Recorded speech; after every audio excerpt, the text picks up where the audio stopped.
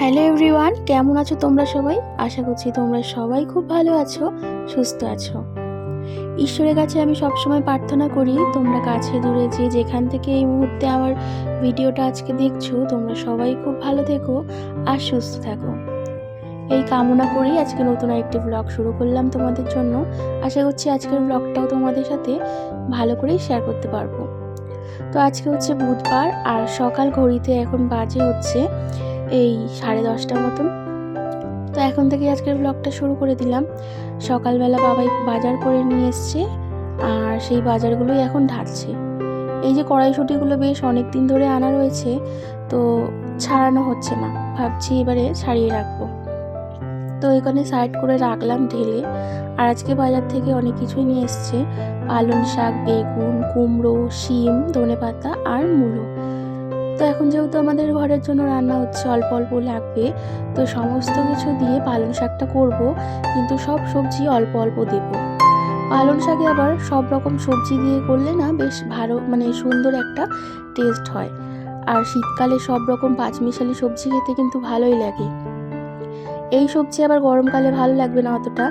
এখন যেহেতু সমস্তটাই সব টাটকা আর সব কিছুই কচি কচি, তো একদম মানে সমস্ত মিশিয়ে করলে ভালো লাগবে। তো এই কারণে পালং শাকে বেগুন, তারপরে কয়েকটা শিম, কড়াইশুঁটি, অর্ধেক টুকরো কুমড়ো, আলু সমস্ত কিছু দিয়ে করব। সঙ্গে একটু মূলোও দেব। যে কোনো চচ্চড়িতে না মূলো দিয়ে দেখবে খেতে কিন্তু বেশ ভালো হয়। তো মূলো চচ্চড়িতে দিলে গন্ধটাই খুব ভালো হয়। যদিও বা ছোটোবেলায় এই জিনিসগুলো আমার একদমই পছন্দ ছিল না, যেমন মূলো বলো, ওলকপি বলো, বিট, গাজর, এই সমস্ত সবজি কিন্তু ছোটোবেলায় একদমই খেতাম না। তবে হ্যাঁ, বিয়ের পরে এগুলো খাওয়া শিখেছি। তাই বলে মেয়েদের জীবন কতটাই না চেঞ্জ হয়ে যায় বিয়ের পরে। তো আমি আগে ইলিশ মাছ খেতাম না, জানো তো। তো এই বিয়ের পর থেকেই আমি একটু একটু করে সমস্ত কিছু খাওয়া শিখেছি। সমস্তটা নিজের হাতে রান্নাও করতাম, সেরকম টুকটুক করে খেতেও শিখে গেছি। ওই যে কথায় আছে যে বাড়ির সবার জন্য সব কিছু করলেও নিজের জন্য, বাড়ির মায়েদের, বউদের কিন্তু নিজের জন্য আলাদা কিছু করতে ইচ্ছা করে না। তো সেই কারণেই আর কি, যে যা যা খেতাম না, যা যা ভালো লাগতো না, তা কিন্তু বিয়ের পরেই খাওয়া শিখেছি। তবে এখন আর সেগুলো আমার খারাপ লাগে না, আমি এগুলো ভালোবেসেই খাই। তবে যখন বিয়ের আগে বাড়িতে মা বাবা ইলিশ মাছ রান্না করতো, খুব পরিমাণ ঝগড়া করতাম যে আজকে কেন ইলিশ মাছ এনেছো, ইলিশ মাছ আমি পছন্দ করি না, তাও কেন এনেছো। আর তখন জানো তো ইলিশ মাছের গন্ধ প্রচণ্ড নাকে লাগতো। হ্যাঁ, এখন ইলিশ মাছ খাই, জল খাওয়ার পরে সেই আষ্টে গন্ধটা কিন্তু এখন আর পাই না। ছোটোবেলায় এখন ইলিশ মাছ রান্না করতো মা, তখন সারা ঘরে প্রত্যেকটা বাসন থেকে আমি একটা আষ্টে গন্ধ পেতাম, যে গন্ধটা আমি একদম সহ্য করতে পারতাম না। দু একবার মা চেষ্টা করেছিল মাছটা দিয়ে ভাত খাওয়ানোর, তো আমি না হাতে কিছু একটা নিয়ে বসতাম, যাতে জল খাওয়ার আগে সেই জিনিসটা খাই, যাতে ওই আষ্টে গন্ধটা আমার না লাগে। তো যারা খাও না তারা অবশ্যই কমেন্ট করো যে এরকম কারোর সাথে হয় নাকি, মানে হয়েছিল নাকি। আমার তো এরকমই হয় আর কি। যাই হোক, গল্প করতে করতে ওইদিকে সবজিটা কেটে নিয়েছি। আর আজকে সকালবেলা এই আলু সেদ্ধ করেছিলাম আর করেছিলাম ভাত। আলু সেদ্ধর মধ্যে একটা টমেটো দিয়ে দিয়েছি। আলু সেদ্ধ টমেটো দিয়ে মাখলে বেশ টক টক হবে আর খেতেও ভালো লাগবে। তো সকালবেলা সোনা বাবা স্কুলে গেছে, তোমাদের দাদাভাই চলে গেছে কাজে। ওরা এক একটা গোটা আলু দিয়ে ভাত মেখে খেয়েছে। আর সঙ্গে ঘি। তোমাদের দাদাভাইকে দিয়েছিলাম ডিম সেদ্ধ আর সোনাকে দিয়েছিলাম ডিমের অমলেট। ওরা এই খেয়ে স্কুলে বেরিয়ে গেছে। তারপরে এবারে দুপুরের জন্য ওই আলু সেদ্ধটা মেখে রাখলাম টমেটো শুকনো লঙ্কা দিয়ে। আর এই টমেটো শুকনো লঙ্কার দিয়ে মাখলে না আলু ভাতেটা বেশ ভালো লাগে, একটু টক টক হয়। আর শুকনো লঙ্কার একটা সুন্দর গন্ধ রয়েছে, এই দিয়েই কিন্তু গরম গরম ভাত খাওয়া হয়ে যায়। যাই হোক, এই যে পালং শাক হবে, তো সেই কারণে বড়িগুলো ভেজে নিলাম। পালং শাকে আবার একটু বড়ি দিলে টেস্টটা ভালো হয়। পালং শাক কাটতে কুটতে যতটা টাইম লাগে, রান্না করতে কিন্তু তার একদম কমই টাইমেই হয়ে যায়। যেহেতু শুধু ফোড়ন দেবে, দিয়ে সবজিগুলো ঢেলেই আর ঢাকা দিয়ে দিলেই আস্তে আস্তে রেডি হয়ে যাবে। তো আমি এখানে এই যে 5 ফোড়ন দিলাম, তার সাথে দিচ্ছি তেজপাতা আর কটা শুকনো লঙ্কা, ব্যাস আর কিছু লাগবে না। এটা একটু নাড়িয়ে চাড়িয়ে ভালো ফ্লেভার এসে গেলে সবজিটা এবার ঢেলে দেব। ঢেলে দিলে ঢাকা চাপা দিয়ে দিলে এটা আপনা আপনি হয়ে যাবে। আর এই পালং শাকও ছোটোবেলায় আমি একদম খেতাম না, তবে এখন বেশ ভালোই লাগে জানো তো। এখন আর সেই খারাপটা লাগে না, এখন সব কিছুর মধ্যে ভালোটাই খুঁজতে বেরাই। কোনটা কিভাবে রান্না করলে ভালো লাগবে, কোনটা কিভাবে স্বাদ করলে ভালো লাগবে, এই সব খুঁজতে খুঁজতে সব কিছুর প্রতি একটা ভালোবাসা চলে এসছে নিজে থেকেই। শুকনো লঙ্কা শরীরের পক্ষে, স্বাস্থ্যের পক্ষে খারাপ হলেও কিন্তু শুকনো লঙ্কার মানে টেস্টটা কিন্তু ভালোই লাগে। যেমন তেলের মধ্যে যে কোনো তরকারিতে শুকনো লঙ্কার ফোড়ন দেবে, তার একটা স্বাদই আলাদা। আর এই আলু সেদ্ধ মাখা কাঁচা লঙ্কা দিয়ে যতটা না ভালো লাগে, তার থেকে দ্বিগুণ ভালো লাগে কিন্তু এই শুকনো লঙ্কা মাখা দিয়ে আর ওর তেলটা দিয়ে মাখলে। তো এই শীতের সিজনে বেশ আমরা বেশিরভাগ টাইম এরকম আলু সেদ্ধ বলো বা যে কোনো কিছু মাখা এরকম শুকনো লঙ্কা ভেজে তেল দিয়ে মেখেই খেতে পছন্দ করি। তো এই কারণে শুকনো লঙ্কাটা একটু বেশিই ফোড়ায়। আর ডালে সম্বার দিতে লাগে, তো শেষ হয়ে গেছিলো বাড়িতে, ওই কারণে বাকি যে আবার স্টকে রাখা ছিল ভিতরে কৌটোতে, আবার সেগুলোকে ভালো করে ঢেলে রাখলাম। লঙ্কার বোটাগুলোকেও ছাড়িয়ে রাখলাম যাতে রান্নার আমার সুবিধা হয়। তো আগের বারেও ছাড়িয়ে রেখেছিলাম, আর এখন প্রত্যেকবারই আর কি ছাড়িয়ে রাখবো ভেবেছি। তাহলে রান্নার সময় দেখবে তাড়াহুড়োর সময় অত ঝামেলা থাকে না, টুক করে নিয়েই দিয়ে দেওয়া যায়। আর বাবাই আজকে বাজার থেকে নিয়ে এসেছিলো ভোলা মাছ, তো সেই মাছগুলোকে আরও একবার ধুয়ে নিলাম ভালো করে। বাজার থেকে আঁশ ছাড়িয়ে দিলেও না, মাছগুলোর গায়ে ভালো করে সেই ধোয়া হয় না, আঁশ কিছুটা লেগেই থাকে। তো আরও কিছুক্ষণ সময় ধরে আমি ঘষে ঘষে মাছগুলোকে পরিষ্কার করে নিয়ে এবার নুন হলুদ দিয়ে মাখিয়ে নিয়ে এলাম। বেশ অনেকগুলো মাছ নিয়ে এসছে, তো ওই কারণে কিছু মাছ তুলে রাখছি, কারণ আজকে এক গাদা মাছ করলে সেই রাত্রেবেলা তো কেউ আর মাছ খেতে চায় না, আর বাসি তরকারি দেখবে টেস্ট লাগে না। তো এই কারণে ভাবলাম যে টোটাল 11টা যেহেতু মাছ এনেছে, 6টা রেখে দিই, আজকে করি 5টা রান্না। আর আগের দিন যে রুই মাছ রান্না করেছিলাম তার কিছুটা কালিয়া রয়ে গেছে, আর এক পিস মাথাও যে ঝোলে দিয়েছিলাম সেই মাথাটাও রয়ে গেছে। তো এই কারণে মা বলল সেই কাইটা দিয়েই আজকে মাছটা রান্না করে দাও, কারণ অনেকটা কাই আর ফেলে দিতে যে খুবই খারাপ লাগে। অনেক তেল মশলা খরচা করে রান্না রয়েছে, আর ওটা তো ভালোই রয়েছে। তো এই কারণে একদম মাছগুলোকে ভেজে ওই কালিয়ার মধ্যে দিয়ে দেবো।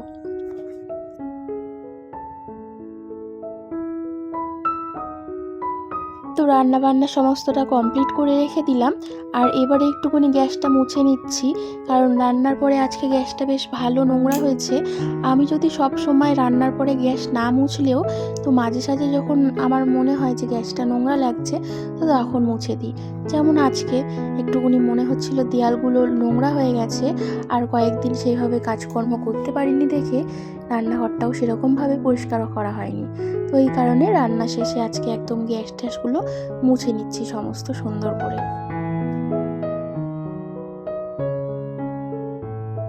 আর আজকে আমার ঘর মোছা, ঘর ঝাড় দেওয়া সমস্তটা হয়ে গেছে।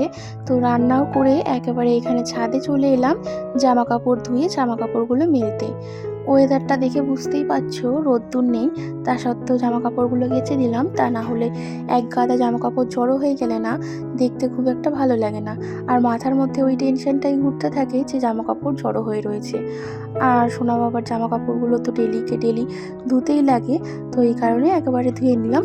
সোনা বাবার সাথে সাথে আমারও কিছু জামা কাপড় ছিল, তো সেগুলোও একেবারে ধুয়ে দিয়েছি। আর হসপিটালে তো লাস্ট একদিন গেলাম, আর সেই চুড়িদারটাও রয়ে গেছিলো, সেটাও একেবারে ধুয়ে দিলাম। কারণ হসপিটালে যে জিনিসটা না ধুলে কিন্তু সেগুলো আবার আলমারিতে রাখা যায় না, তো এই কারণে একেবারে সমস্তটা ধুয়ে মেলে দিলাম। না শুকালেও জলটা তো ঝরে যাবে, গতকাল আবার রোদ্দুর উঠলে আবার সেই টান টান রোদ্দুরে জামা কাপড়গুলো দেওয়া যাবে।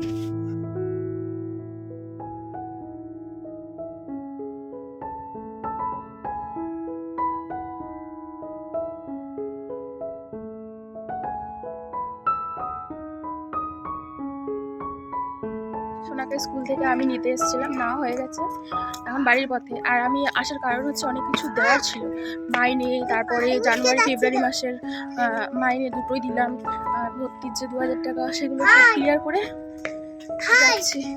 আর মডেল যে বানাতে দিয়েছি বলো,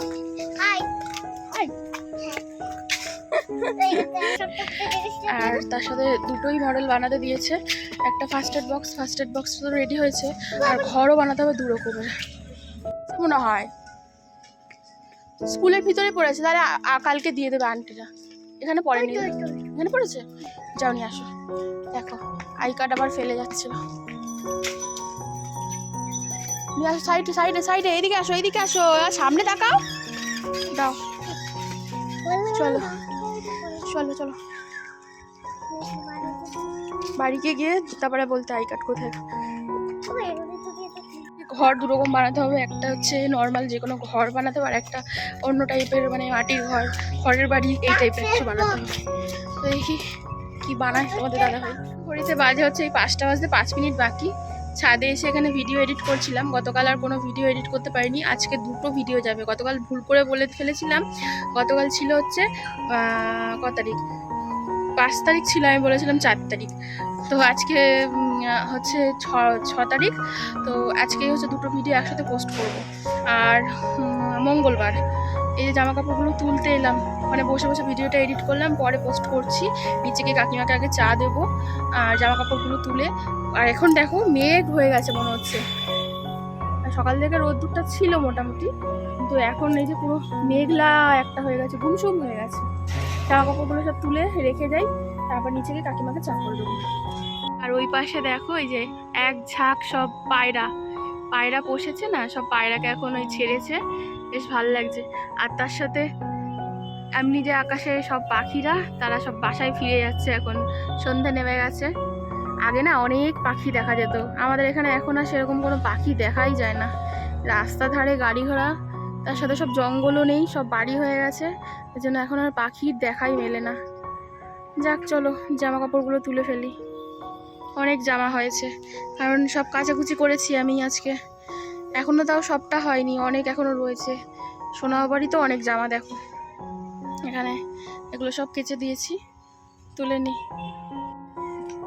তো এখন ঘড়িতে বাজে 8:30, আর খাচ্ছে এই যে মুড়ি চপ, তোমাদের দাদাভাইকে দিলাম, তা আমি ওই জন্য অল্প একটু নিয়েছি। আমি তো সন্ধ্যাবেলা টিফিন খাই না, তাও নিয়েছি, চপ এনেছে তো একটু মুড়ি নিয়েছি।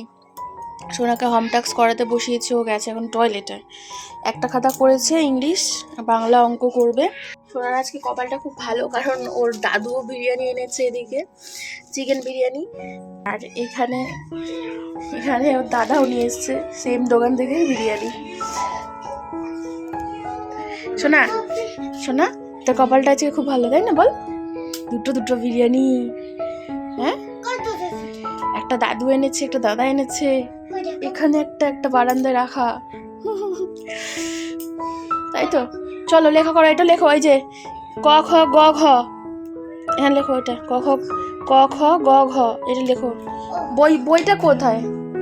সহজপাঠ বইটা বের করো, সহজপাঠ বইটা দেখে দেখে লিখতে পারবে। হাতের লেখা যে বাজে হয়েছে, এখানে সব সুন্দর করে লিখবে, ফাঁকা দিয়ে দিয়ে, তাড়াতাড়ি। সোনা বাবাকে পড়িয়ে উঠতে 10টা বেজে গেছে, আর ওই ঘরে সোনা বাবাকে পড়াচ্ছিলাম দেখে তোমাদের দাদাভাই এই ঘরে বসে সোনার মডেল কাজগুলো করছিল, যে টাইপস অফ হোম বানাতে দিয়েছে। তো তার জন্য 2টো ঘর বানাবে, একটা পাকা বাড়ি একটা কাঁচা বাড়ি। তো এখানে পাকা বাড়ির জন্য আপাতত একটা মডেল রেডি হয়েছে, আর কাঁচা বাড়ির জন্য তারপরে পাশের ওখানটায় বসানো হবে। তো এটাই রেডি করছে, আর ওদিকে আমি সোনা বাবাকে খাওয়াচ্ছি। তো দেখো আর কীরকম হয়েছে, জানলাগুলো তো বেশ সুন্দর হয়েছে, আর এগুলো করতে পারে সুন্দর করে, আমি অতটা পারি না। তো ওখানে ওই ঘরে তোমাদের দাদাভাই কাজ করছে দেখে আমরা সবাই এখানে, আর এই দেখো পুকু বাবা রাত্রেবেলা খেলতে এসেছে, তো আমরা এখানে খেলো করছি। তো চলো আজকের মতন ব্লগটা এখানেই শেষ করছি। তোমরা সবাই খুব ভালো থেকো, সুস্থ থেকো, দেখা হচ্ছে নতুন একটি ব্লগের সঙ্গে। ততক্ষণ সবাইকে টাটা।